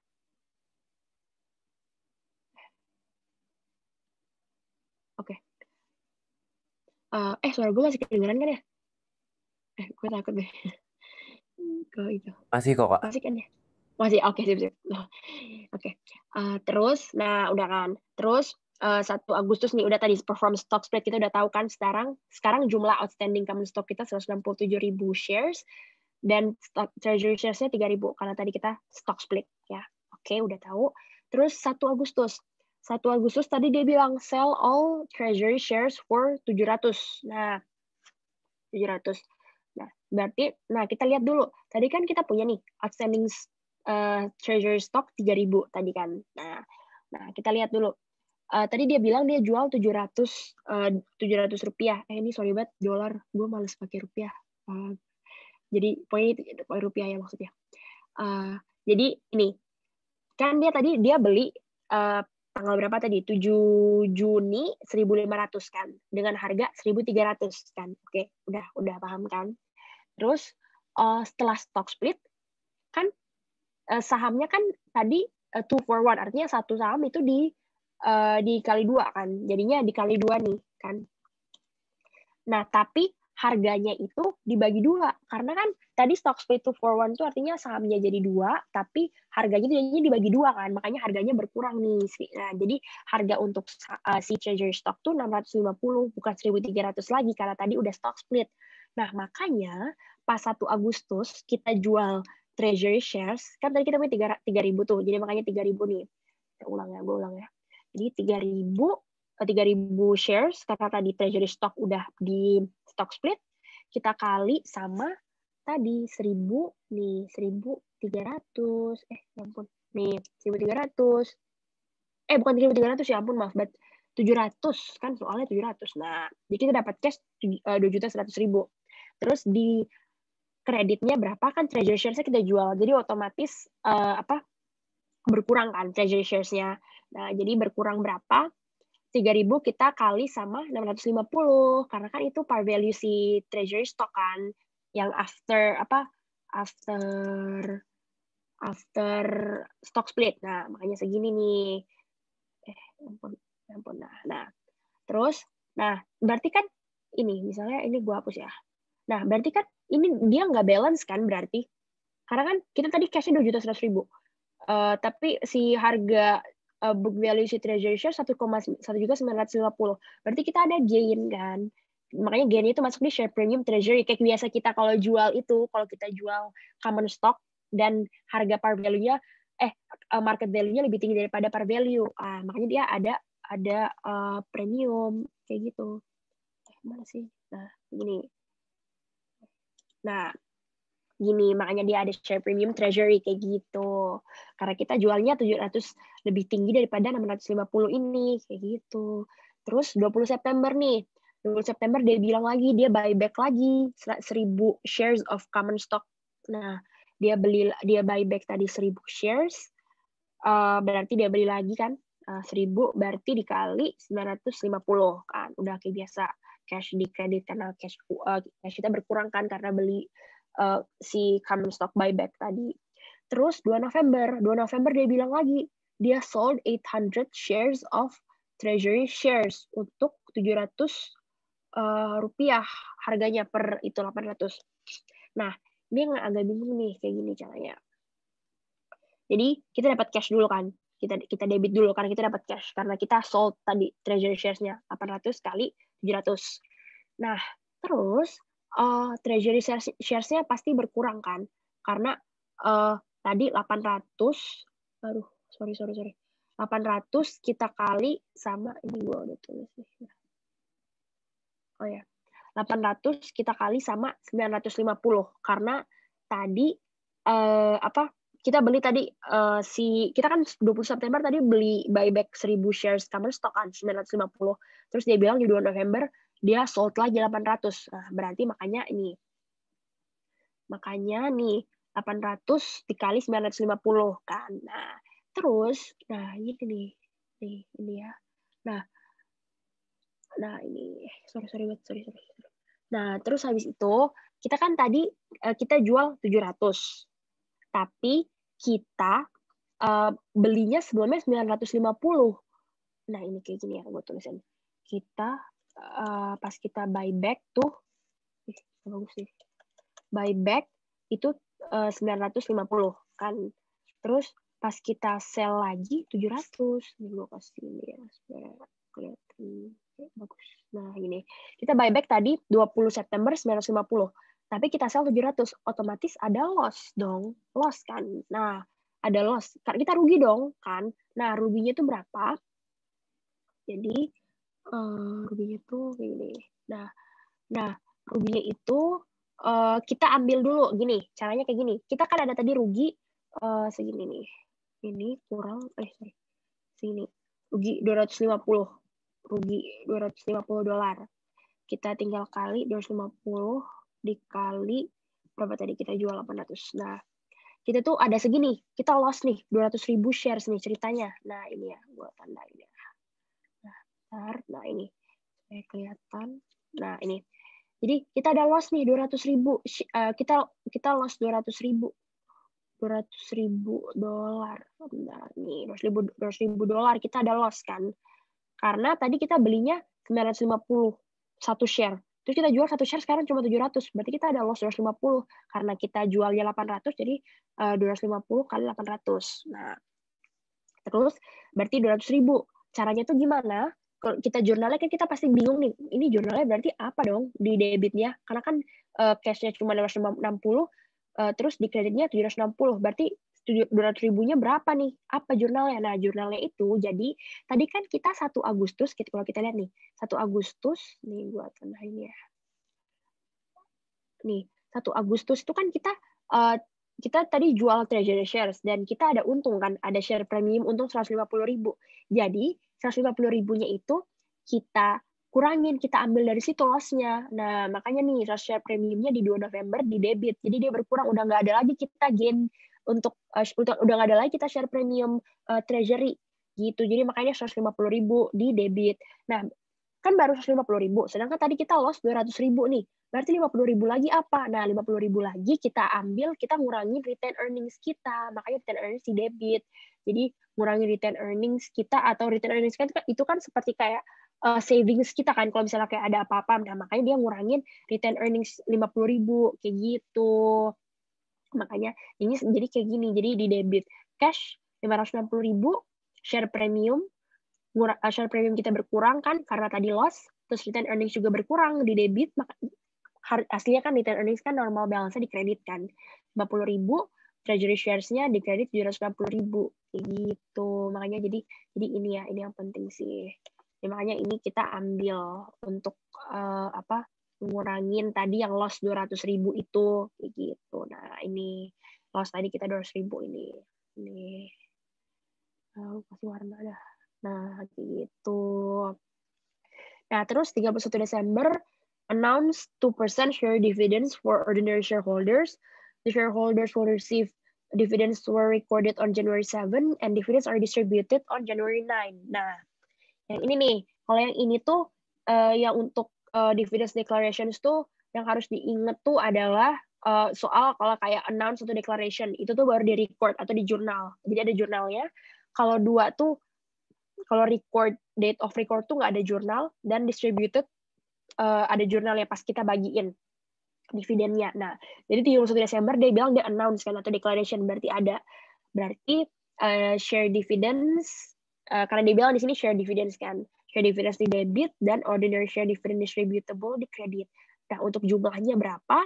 Jumlahnya itu kan dia 2% dari share dividends. Jadi 2% dari jumlah outstanding shares-nya. Nah, cara tahunya gimana?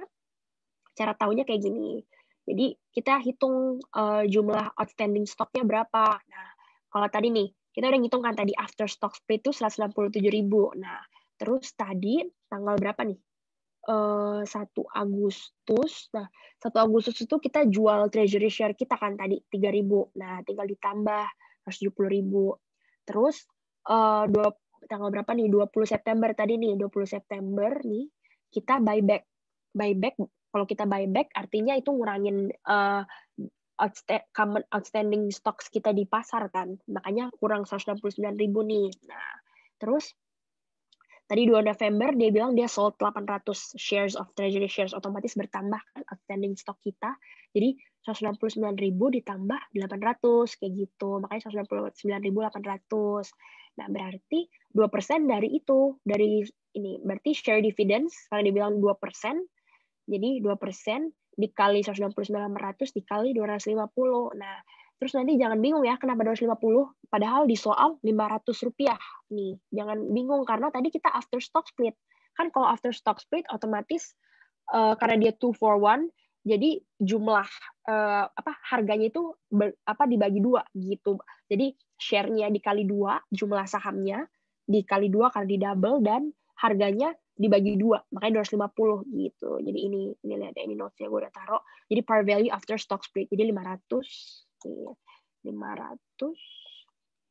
dibagi 2 gitu after stock split. Makanya segini jadi share dividends-nya yang bakal dikasih ke shareholders. Terus untuk 7 Januari karena dia bilang 7 Januari itu were recorded. Kalau recorded itu cuma kayak diumumin kayak si ini yang bakal dapat. Jadi makanya dia jadi dia no entry kayak gitu. Terus kalau untuk 9 Januari dia bilang dividends are distributed. Berarti kalau distributed udah dikasihkan semua dividennya. Nah, makanya berarti ordinary share dividend distributable-nya jadi di debit 849.000 dan share capital ordinary 849.000. Jadi share capital-nya itu di kredit karena kan kita as if kita itu issue shares gitu. Jadi makanya dia share capital ordinary jurnalnya. Kayak gitu. Ada yang mau ditanyain dulu nggak untuk yang part A, untuk jurnalnya? Ya Kak, boleh scroll ke atas bentar Kak soalnya? Oh ya, boleh ini. Oh soalnya, oke, sorry. Oke, jadi kalau misalnya di itunya ada, ini berhubungan sama yang 2 November.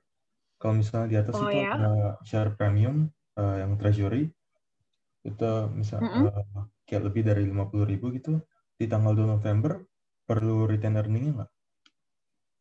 Kayak dari periode sebelumnya masih ke nggak perlu. Nggak perlu. Jadi kita nanti kalau misalnya nih, misalnya assuming dia di sini share premiums-nya misalnya 220.000. Misalnya di sini kan kita loss-nya 200.000 ya.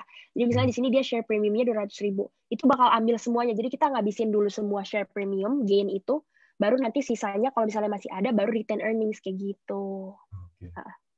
Jadi makanya kita ngabisin dulu semua share premium treasury ini. Gitu. Jadi kita kayak anggapannya kayak kita nggak jadi dapat untung gitu. Karena tadi kita rugi kan pas kita ngejual treasury share-nya gitu. Ruginya itu ambil dari share premium. Ada lagi nggak yang mau ditanyain? Ini soalnya gue scroll. Jadi karena anggapannya rugi, kita terus share premium habis, kita kuranginnya ke retain earning. Benar, karena kan retain earnings itu kan kayak savings kita gitu loh. Ya, savings dari profit kita. Jadi kayak misalnya jaga-jaga ada kayak gini, misalnya rugi dari jual treasury shares diambil dari situ. Itu kayak udah kalau misalnya udah kayak emang urgent banget itu makanya baru ambil dari retain earnings gitu. Cuman kalau di sini karena masih ada share ya. Ini berlaku buat semua share premium apa treasury doang? Kalau misalnya share ordinary dah, share premium ordinary. Kalau setahu gue sejauh ini yang pernah gue dapat gue nemu itu tuh dia untuk share premium aja sih. Kalau untuk loss gue belum kalau untuk si siapa ordinary gue belum nemu sih. Tapi mungkin bisa jadi iya sih, tapi gue nggak yakin ya, gue takut salah. Nanti gue coba cari dulu, nanti gue kabarin kalau misalnya itu bisa apa nggak. Soalnya gue takut itu salah. Makasih Kak. Oke, sip. Ada lagi nggak yang mau ditanyain?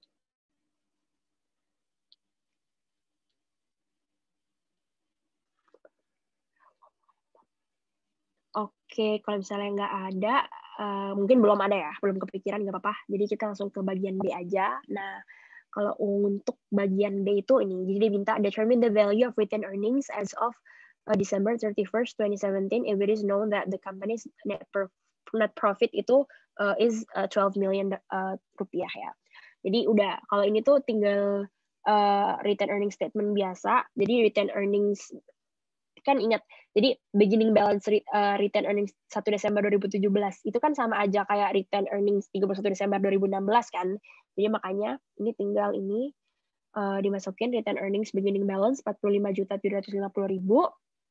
Terus untuk net income udah dikasih tahu kan dari soal 12 juta nih, 12 juta. Terus nah ini udah kan, terus habis itu ini ada rugi jual nih, loss gain or loss treasury stock yang tadi gue bilang. Tadi kan dia retained earnings, di sini kan kita retained earnings-nya kan di debit kan, berarti kita ngurangin retained earnings gitu. Berarti makanya 50.000 dia berkurang retained earnings kita, dan dividends juga berkurang karena kan kita bayar dividen kan, kalau paid dividen itu kan ngurangin retained earnings kita kan. Jadi makanya dia berkurang dari 809.000. Retained earnings-nya tinggal ditambahin aja semuanya. Udah deh. Jadi retained earnings 31 Desember 2017 56 juta. Udah. Ya, jadi value-nya segini. Jadi tinggal retained earnings beginning balance. Ini gue tambahin aja deh. Ini ulang retained earnings ini ditambah net income dikurangin sama tadi karena kita loss kan treasury stock, terus dividends ini berkurang juga, jadi makanya segini. Jadi gitu, rugi jual, loss on sale of treasury stocks. Nah, udah deh.